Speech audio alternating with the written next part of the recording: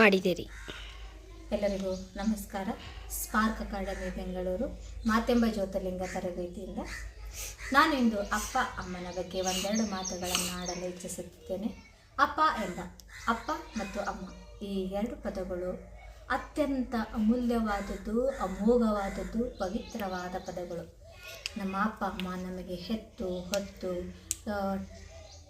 ಕಾಲಕ್ಕೆ ಊಟ ಬಡಿಸಿ ನಮ್ಮನ್ನು ಬೆಳೆಸಿ ಶಿಕ್ಷಣ ಕೊಡಿಸಿ ನೈತಿಕ ಮೌಲ್ಯಗಳನ್ನು ಕಳಿಸಿ ನಮಗೆ ಬದುಕಲು ದಾರಿದೀಪ ಮಾಡಿಕೊಟ್ಟ ಎರಡು ಅಮೋಘ ರತ್ನಗಳು.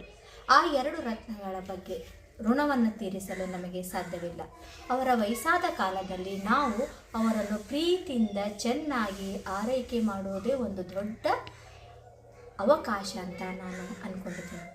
ಅಪ್ಪ ಅಮ್ಮನ ಬಗ್ಗೆ ಒಂದೆರಡು ಮಾತುಗಳನ್ನು ಆಡಲು ನಾನು ಇಚ್ಛಿಸ್ತಾ ಇದ್ದೀನಿ. ಅಪ್ಪ ಅಮ್ಮ ಹೆತ್ತಿದ್ದು ಅಮ್ಮನಾದರೂ ಒಳಗೆ ಹತ್ತಿದ್ದು ಅಪ್ಪ. ಹೆತ್ತಿದ್ದು ಅಮ್ಮನಾದರೂ ಒಳಗೆ ಹತ್ತಿದ್ದು ಅಪ್ಪ.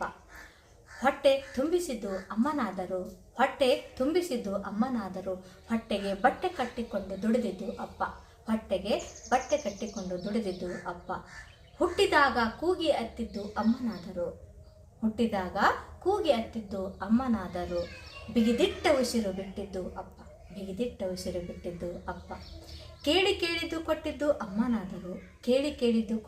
ಅಮ್ಮನಾದರೂ ಅದರ ಹಿಂದೆ ದುಡಿದ ಕೈಗಳು ಅಪ್ಪ. ಹರಿಸಿ ಹಾರೈಸಿ ಮುದ್ದಾಡಿದ್ದು ಅಮ್ಮನಾದರೆ ಪ್ರೀತಿ ತೋರಿಸದೆ ಮೂಕನಾಗಿ ಹರಿಸಿದ್ದು ಅಪ್ಪ.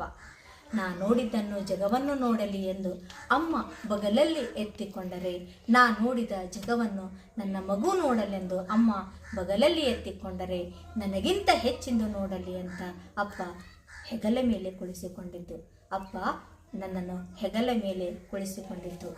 ಎಲ್ಲರಿಗಿಂತ ಮಿಗಿಲಾದದ್ದು ಅಮ್ಮನಾದರೆ ಆ ಮಿಗಿಲಿಗೆ ಮಿಗಿಲ ಪದ ಸಾಲುತ್ತಿಲ್ಲ ಅಪ್ಪನಿಗೆ. ನಾ ಕಂಡ ದೇವರು ಅಮ್ಮನಾದರೂ ಆ ಅಮ್ಮನಿಗೆ ದೇವರಾದವರು ನಮ್ಮಪ್ಪ. ಆ ದೇವರಿಗೆ ದೇವರಾದರು ನಮ್ಮಪ್ಪ. ಹೀಗೆ ಎಷ್ಟು ಹೇಳಿದರು, ಎಷ್ಟು ವರ್ಣಿಸಿದರು ಅಮ್ಮ ಅಪ್ಪನ ಬಗ್ಗೆ ನಾವು ವರ್ಣಿಸಿದ ಪದಗಳೇ ನಮಗೆ ಸಾಲುತ್ತಿಲ್ಲ ಅಂತ ಹೇಳಿ ನಂದೆರಡು ಮಾತುಗಳನ್ನು ಮುಗಿಸುತ್ತೇನೆ.